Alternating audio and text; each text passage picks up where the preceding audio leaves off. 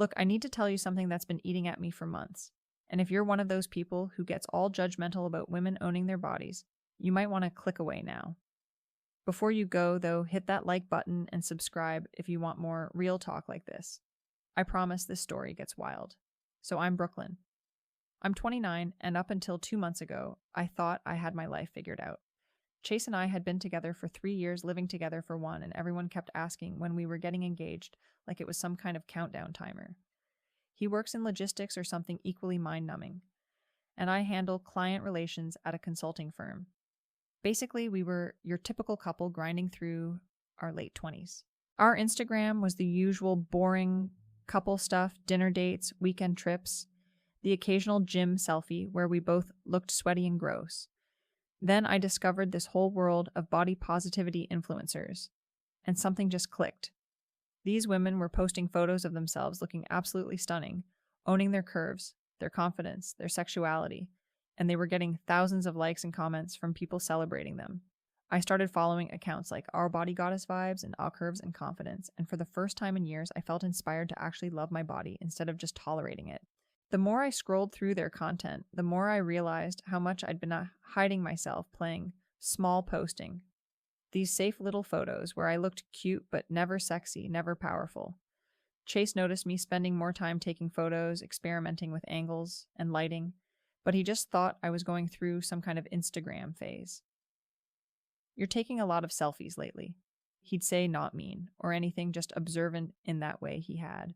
I started with subtle changes. A workout photo here, a mirror selfie there. Nothing too crazy, but definitely more confident than my usual content. The response was immediate and intoxicating.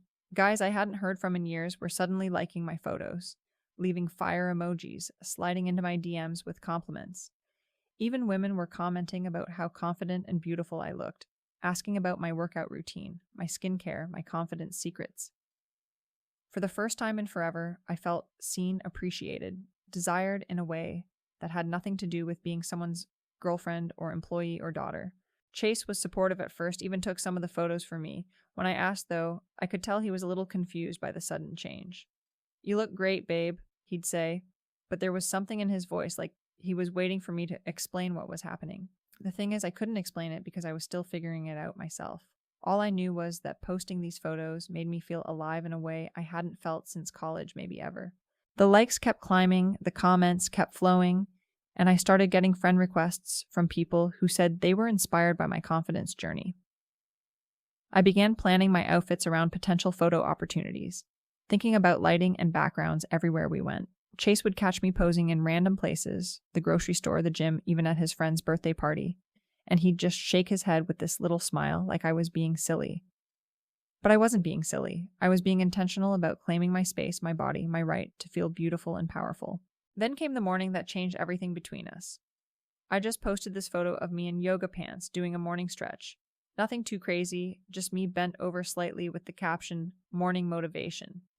Within minutes, the likes were pouring in, and the comments, well, let's just say they weren't focused on my workout routine. Chase saw me checking the responses over breakfast, grinning at my phone like an idiot. "Babe, don't you think these are getting a bit much?" he asked, setting down his coffee with this careful tone he uses when he's trying not to start a fight. I looked up from my phone where some guy named A Fitness Freak 92 had just commented 3 fire emojis and, "Damn girl, what gym you go to?"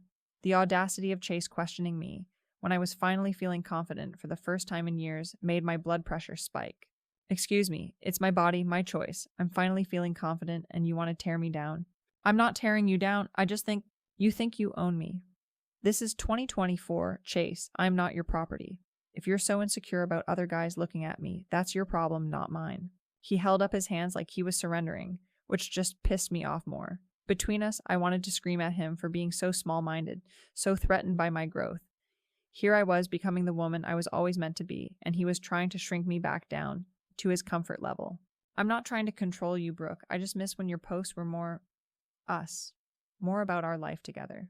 "Our life is boring, Chase. I'm not boring. I refuse to be boring anymore." He went quiet after that, and I went back to responding to my comments. Let him sulk. I had validation to collect.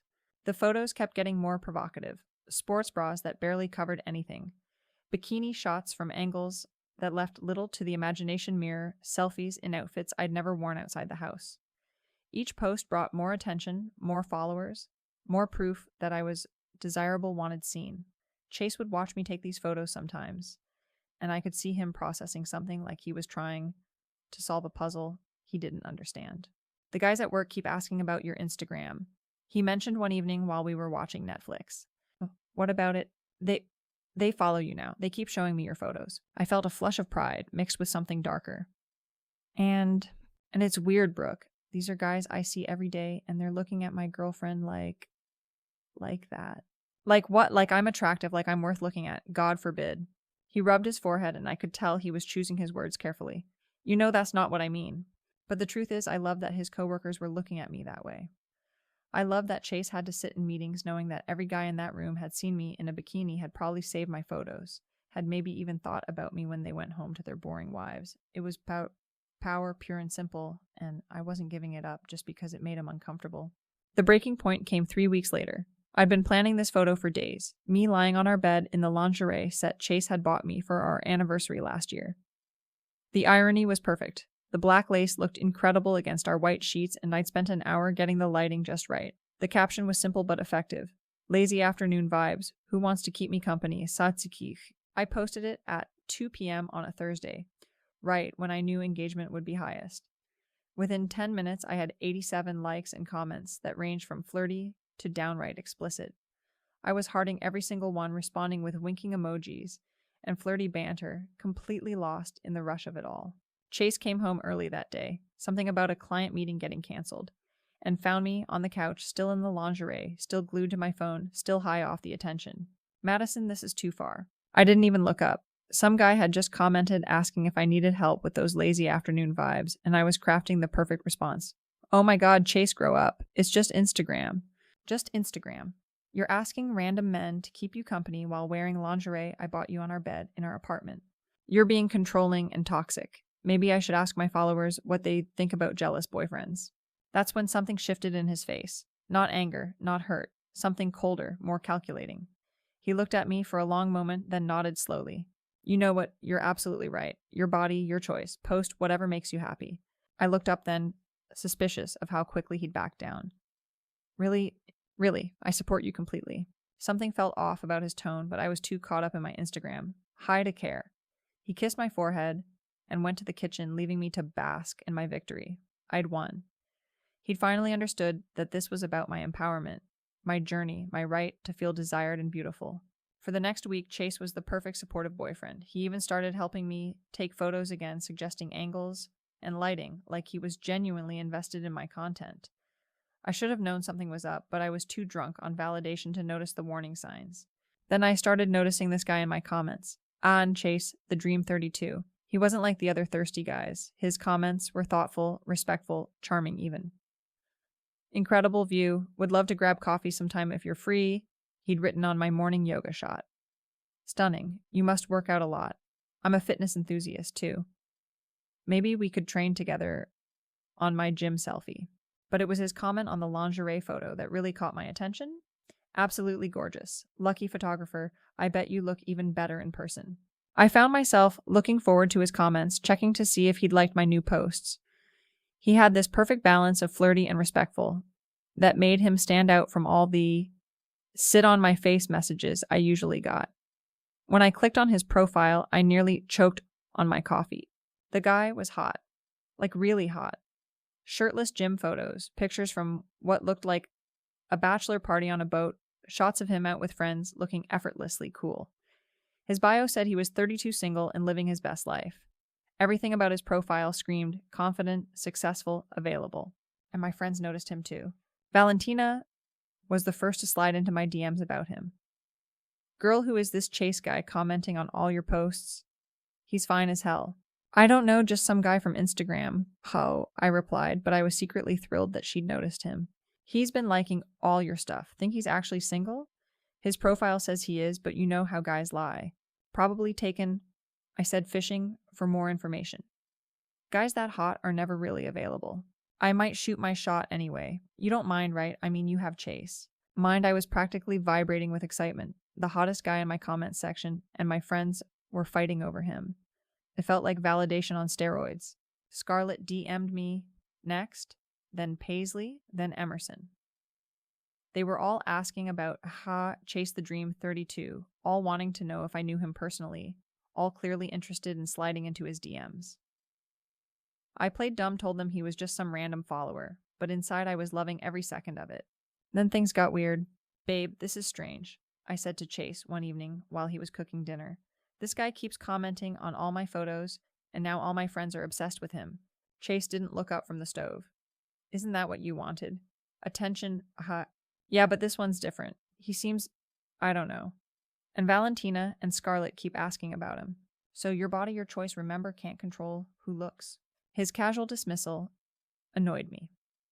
Here I was trying to share something that felt important, and he was being deliberately obtuse. But I dropped it because I had more pressing concerns, like figuring out why. Odds-odd Chase. The Dream 32's attention felt so different from everyone else's. The answer came 2 weeks later, and it hit me like a freight train. I was scrolling through his latest post, another shirtless gym selfie with the caption, "Great workout.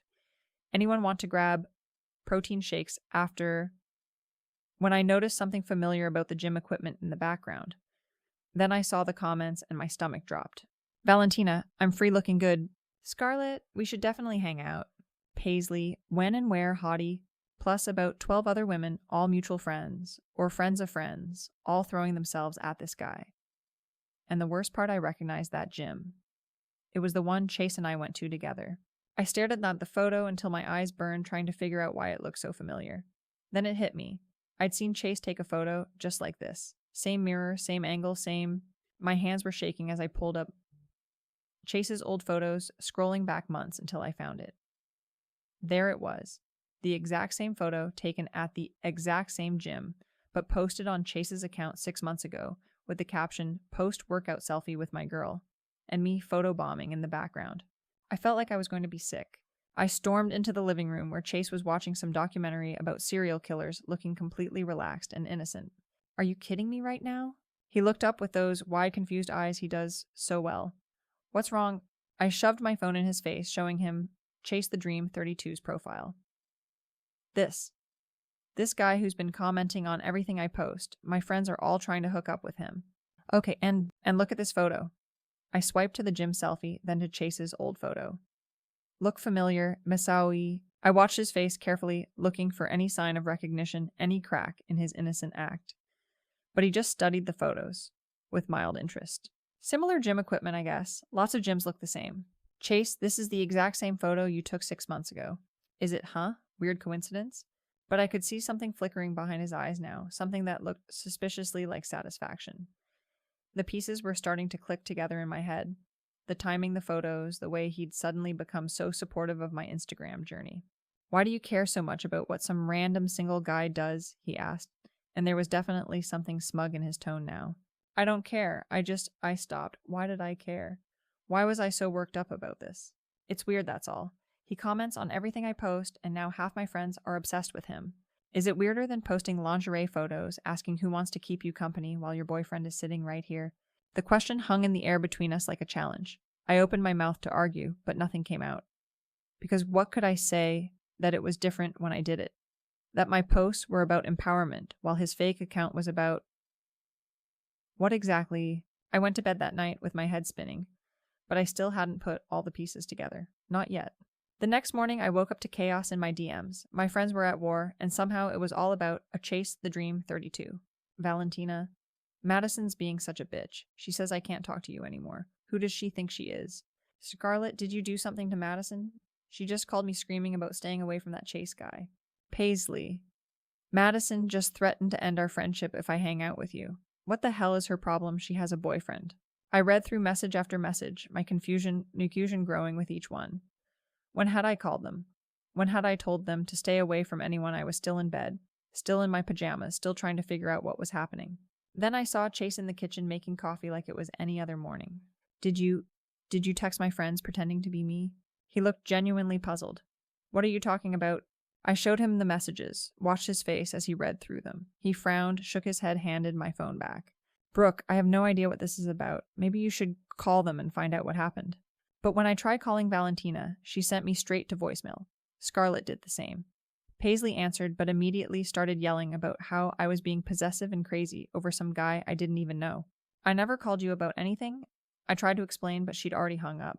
By noon, I'd lost 3 of my closest friends, and I still had no idea why. The only clue was A. Chase the Dream 32, who had somehow become the center of a drama I didn't understand. That's when I decided to do some investigating.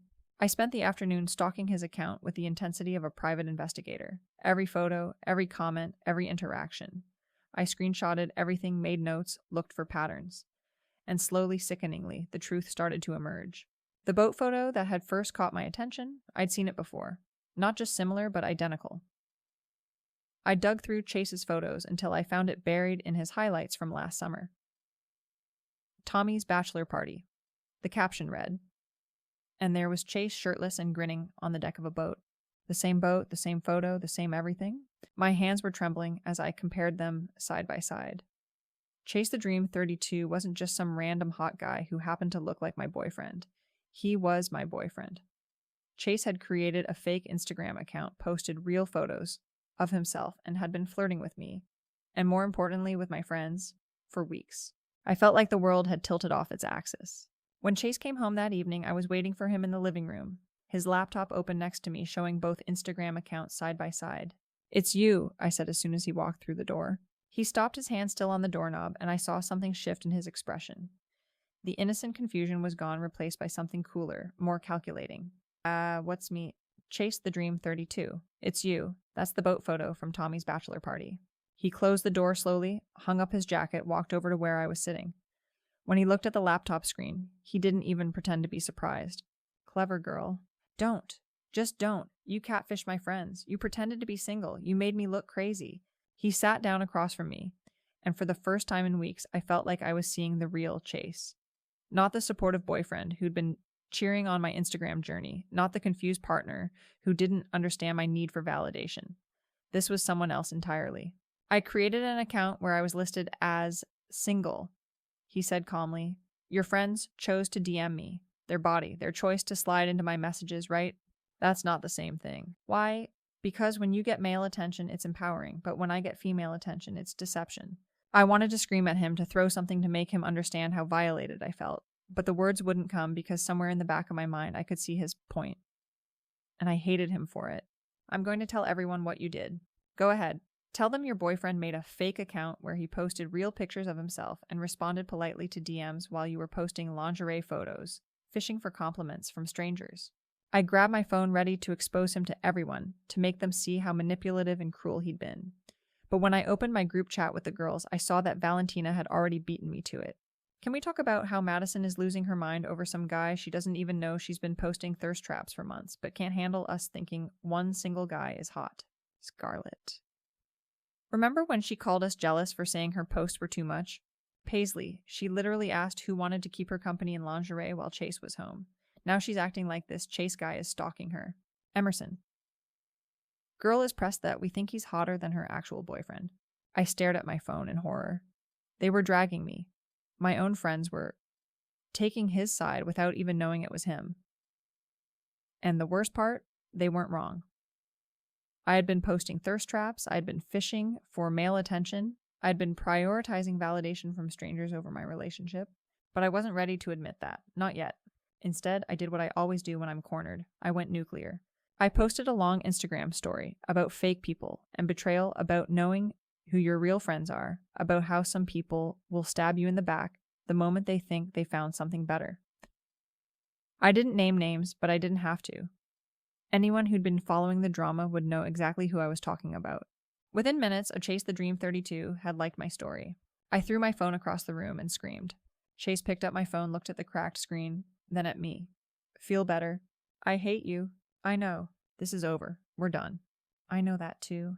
He went to the bedroom and started packing his things, not in a dramatic way, not slamming drawers or making a scene. Just methodically, quietly, like he'd been planning this for weeks. Maybe he had been. I wanted to stop him, to fight, to make him understand how much he'd hurt me, but I also wanted him gone. I wanted to go back to my Instagram world where I was desired and admired and free to be whoever I wanted to be. 3 days later, he was gone. I thought I'd feel relieved, liberated, ready to embrace my new single life. Instead, I felt empty. The validation that had felt so intoxicating before now felt hollow. The comments from random guys felt desperate rather than flattering. The attention I'd craved so desperately suddenly felt meaningless. My friends never came back. Valentina, Scarlett, Paisley, Emerson. They'd all decided I was toxic, dramatic, not worth the effort. They'd formed their own group chat, one that didn't include me, and moved on with their lives. I tried going back to posting thirst traps, thinking maybe I could recapture that high, that sense of power and desirability. But something had changed. The engagement was dead. The likes barely trickled in. The guys who used to flood my comments had moved on to the next attention-seeking girl. 2 months after Chase left, I ran into Valentina at the coffee shop near my apartment. She was with someone I didn't recognize at first, a guy with dark hair and a familiar smile. When he turned around, I felt my knees go weak. It was Chase, but not the Chase I knew. This version was confident in a way I'd never seen before, relaxed, happy. He looked at me for a moment, nodded politely, then turned back to Valentina, like I was just another stranger. "Brooklyn," Valentina said coolly. "How are you?" "Fine, great, just getting coffee." Chase was just telling me about this photography workshop he's taking. Turns out he's really good with cameras. I felt like I was going to be sick. "Photography workshop." "Yeah," Chase said, his voice pleasant but distant. "Turns out I have an eye for capturing authentic moments. Who knew?" They left together, Valentina's hand on his arm, both of them laughing about something I wasn't part of. I stood there with my overpriced latte, watching my ex-boyfriend walk away with my former best friend, and finally understood what I'd lost. It wasn't just Chase. It wasn't just my friends. It was the version of myself that had been loved, valued, seen for more than just my body. I'd traded genuine connection for hollow validation, real intimacy, for meaningless likes a partner who knew my worth, for strangers who only saw my surface. The worst part, I'd done it all to myself. Every choice, every post, every moment, I'd chosen the opinion of strangers over the feelings of the person who actually loved me. It had all led here to standing alone in a coffee shop, watching my old life walk away without me. But even now, even knowing all of this, I couldn't bring myself to admit I was wrong. Because that would mean accepting that Chase had been right, that my friends had been right, that I'd destroyed everything good in my life, chasing something that was never real to begin with. So instead, I went home, opened Instagram, and started planning my next post. Because if I really stopped and faced the silence, I'd have to confront the truth, that I'd chosen to be seen by everyone except the people who actually mattered. And I wasn't ready for that. I might never be.